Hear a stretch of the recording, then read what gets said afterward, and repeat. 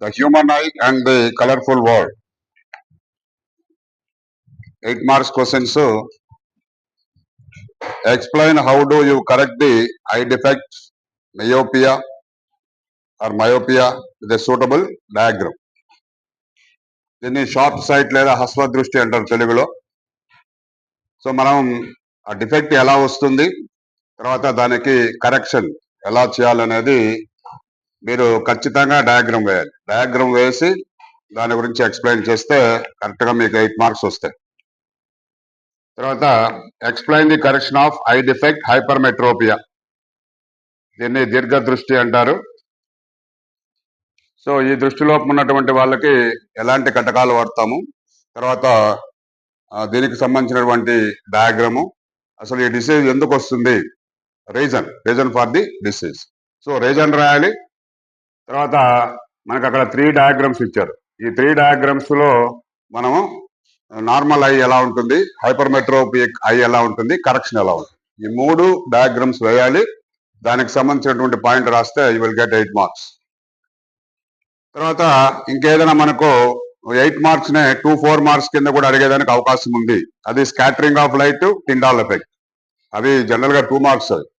Scattering of light, Tyndall effect. తర్వాత దీంట్లో ciliary muscles, atmospheric refraction. So ఇవి second. మనం చివరిగా ఒకవేళ మనం అన్ఎక్స్పెక్టెడ్ క్వశ్చన్స్ ఒకవేళ వస్తే ఇలాంటి క్వశ్చన్స్ వచ్చేదానికి అవకాశం ఉంది. అందుకని మీరు 8 మార్క్స్ లో ఇవి కూడా ఒకసారి చూసుకోవాలి.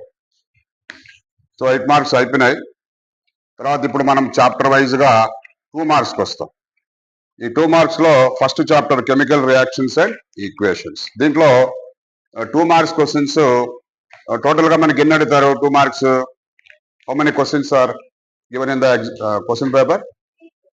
3. So 3 into 2, 6 marks.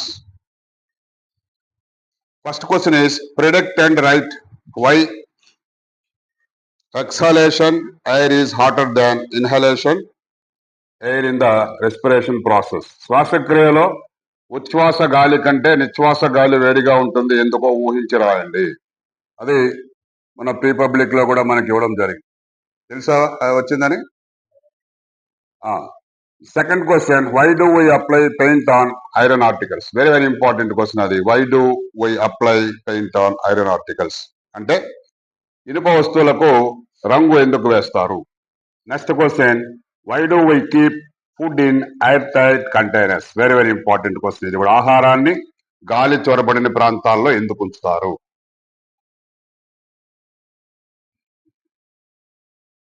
తర్వాత formation of water by combination of hydrogen and oxygen is one of the chemical reaction. అంటే మనం 2H2 + O2 gives rise to 2H2O అని రాస్తాం. వాటర్ ఫార్మేషన్ లో హైడ్రోజన్ ఆక్సిజన్ కలిస్తే నీరు వస్తుందని. దీని మీద ఏమడుగుతున్నాడు? Frame any 1 question on this statement.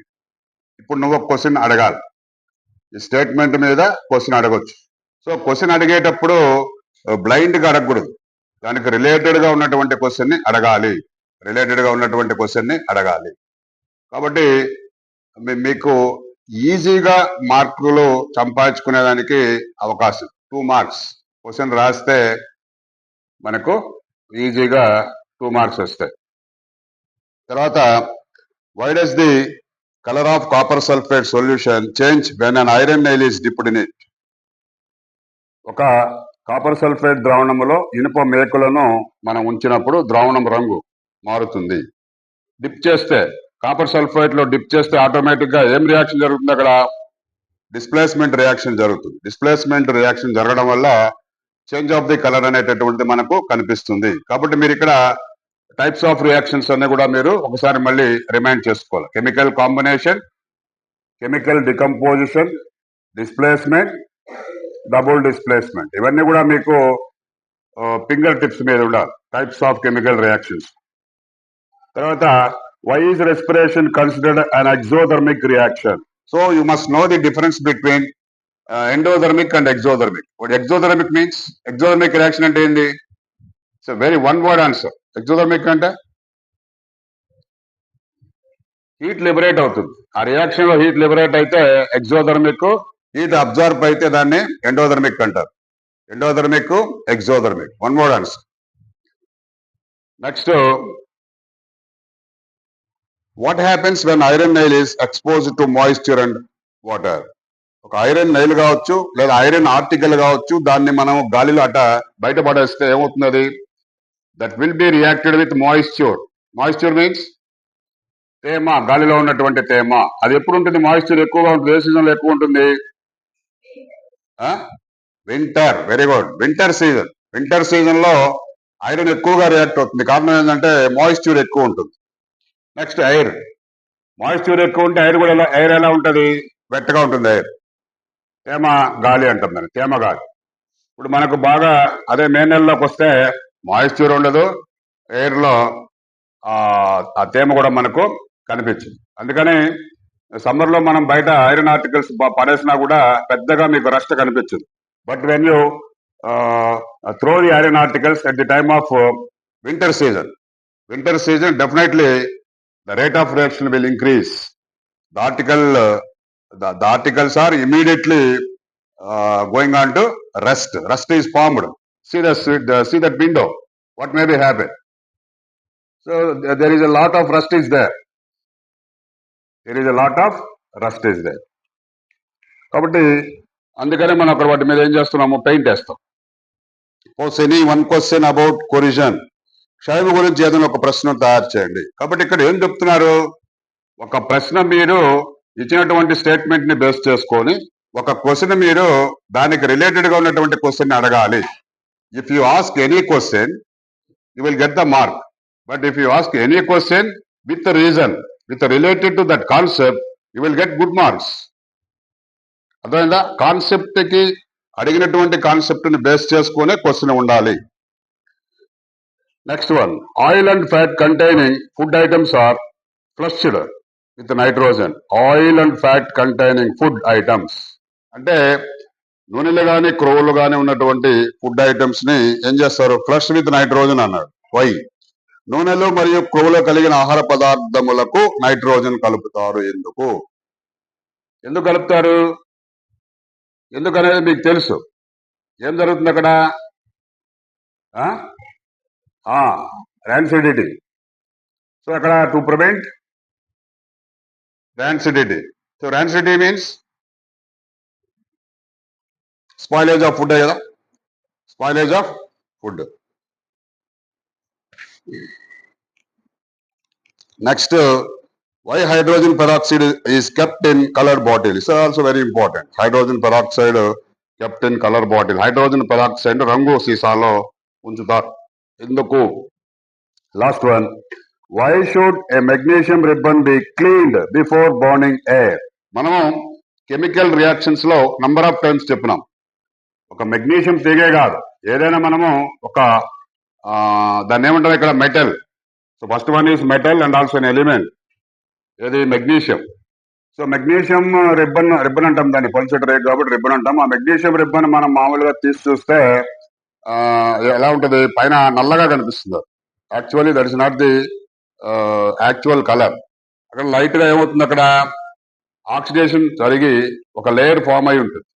అందుకనే మనము బిఫోర్ ఏదైనా మనం ఒక రసాయన చర్య జరిపే ముందు ఆ పదార్థాన్ని ఏం చేయొచ్చు మనం? ఆ లోహాన్ని రఫ్ పేపర్ తో కానీ బాగా క్లీన్ చేస్తే ఒరిజినల్ మెటల్ అనేటటువంటిది అక్కడ కనిపిస్తుంది.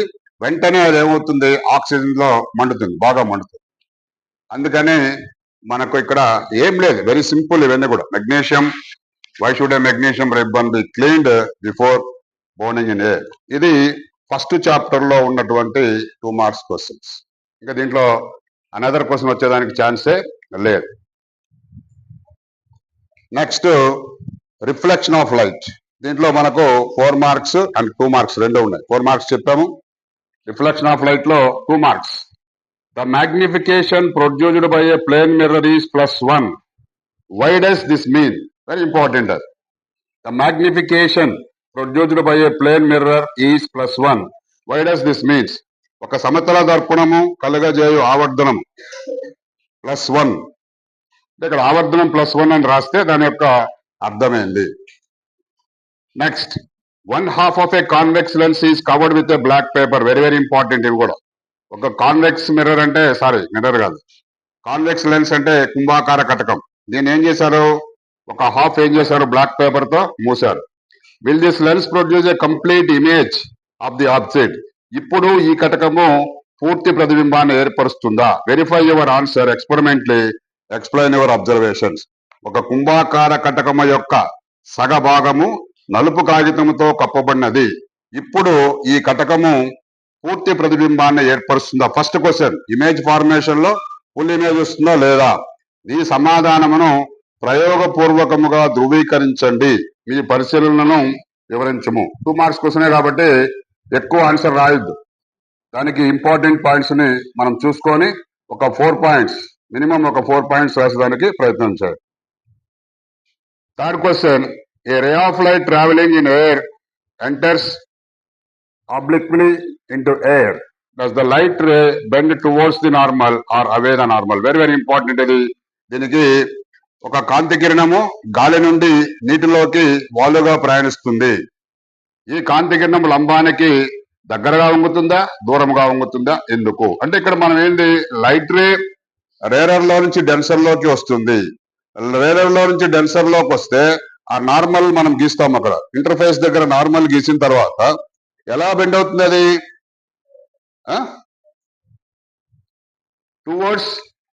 Towards normal or away from the normal? ఏది, towards from the normal, away from the normal? Towards from the normal. అదే మనకు డెన్సర్ లో నుంచి రేరర్ లోకి పోతే అవే ఫ్రమ్ ది నార్మల్. ఈ కాన్సెప్ట్ ఎక్కడ చూస్తాం మనము? TIR లో చూస్తాం. టోటల్ ఇంటర్నల్ రిఫ్లెక్షన్ తర్వాత క్రిటికల్ యాంగిల్, దాంట్లో వస్తుంది అది. తర్వాత why do we prefer a convex mirror as a rear view mirror in vehicles? Very very important ఇది కూడా. why do we prefer, వాహనాలలో వెనుక వీక్షణార్థంగా కుంభాకార దర్పణం ఉపయోగిస్తారు. ఇది మిర్రర్ అంటాం, ఇది నాట్ లెన్స్, మిర్రర్, దర్పణము. a ray passing through the center of the curvature of a concave mirror. a ray passing through the center of the curvature of the concave mirror after reflection is reflected back along the same pathway. ఇది reflect అయిన తర్వాత అదే మార్గం గుండా వెనుకకు పోతుంది. ఎందుకని అడుగుతున్నాడు. పుటాకార దర్పణం యొక్క వక్రతా కేంద్రము గుండా ప్రయాణిస్తున్నటువంటి కాంతి కిరణము పరావర్తనం చెందిన తర్వాత అదే మార్గంలో వెనుకకు ప్రయాణిస్తుంది. ఎందుకు? సో డెఫినెట్ గా these are very very easiest questions. ఒక్కసారి మీరు జాగ్రత్తగా చూస్తే ఆ క్వశ్చన్, దానికి ఆన్సర్ కూడా చూస్తే మీరు ఒక్క నిమిషంలో అర్థం చేసుకొని రాయగలరు. తర్వాత pose any 2 questions on the concept of refraction of light. కాంతి వక్రీభవనం మీద 2 క్వశ్చన్స్ వేయమన్నాడు. నంబర్ ఆఫ్ క్వశ్చన్స్ వేయచ్చు మనం. రిఫ్రాక్షన్ మీద నంబర్ ఆఫ్ క్వశ్చన్స్ వేయచ్చు. Next question, if A B are optical media of nearly same refractive indices. ఇది మొన్న కూడా వచ్చింది క్వశ్చన్ ఇది. If A B are optical media of nearly same refractive indices. ఒక ఏ అనేటటువంటి యానకము, బి అనేటటువంటి యానకము రెండింటికి కూడా ఒకే రకమైనటువంటి లేదా సమానమైనటువంటి రిఫ్రాక్టివ్ ఇండిసెస్ అంటే వక్రీభవన గుణకాలు ఉన్నవి. Then what happens if the light ray from A to B. ఇప్పుడు ఈ కాంతి కిరణము ఏ నుంచి బికి పోతే ఏమవుతుంది? సేమ్ క్వశ్చన్ అడిగారు మనం దేంట్లో, రిపబ్లిక్ లో. ఏమవుతుంది?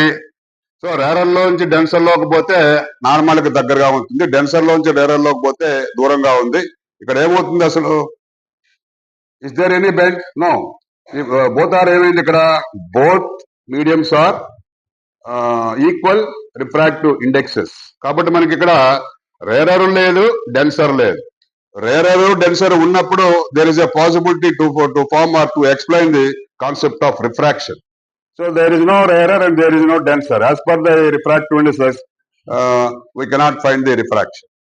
Simple ఏదో రాయొచ్చు మీరు, వక్రీభవనం జరగదు అని రాయొచ్చు మీరు. వక్రీభవనం ఎందుకు జరగదంటే విరళయానకము, సాంద్రత యానకం, రేరర్ మీడియం, డెన్సర్ మీడియం రెండు కూడా ఒకే రకమైనటువంటి రిఫ్రాక్టివ్ ఇండెక్స్ ని కలిగి ఉన్నాయి. కాబట్టి మనం ఇది విరళయానకమని, ఇది సాంద్రత యానకమని చెప్పలేము. So if there is no two mediums, you cannot explain the concept of refraction. Refraction needs 2 mediums. Any point lo right? Okay na? Next. If you want to see an enlarged image of a face, which type of mirror will you see? మన face ని enlarge చేసి చూడాలంటే ఏ type of mirror నువ్వు వాడవచ్చు? Where will you place your face? నీ face ని ఎక్కడ పెట్టాలి? ఏ రకమైన దర్పణంలో మీ ముఖ ప్రతిబింబం పెద్దదిగా కనబడుతుంది? మీ ముఖమును దర్పణం ముందు ఎక్కడ పెట్టాలి? ఇక్కడ ప్లేస్, ఆ ప్లేస్ ఎక్కడ పెట్టాలి? ఎక్కడ పెడితే ఎక్కడ ఇమేజ్ ఏర్పడుతుంది?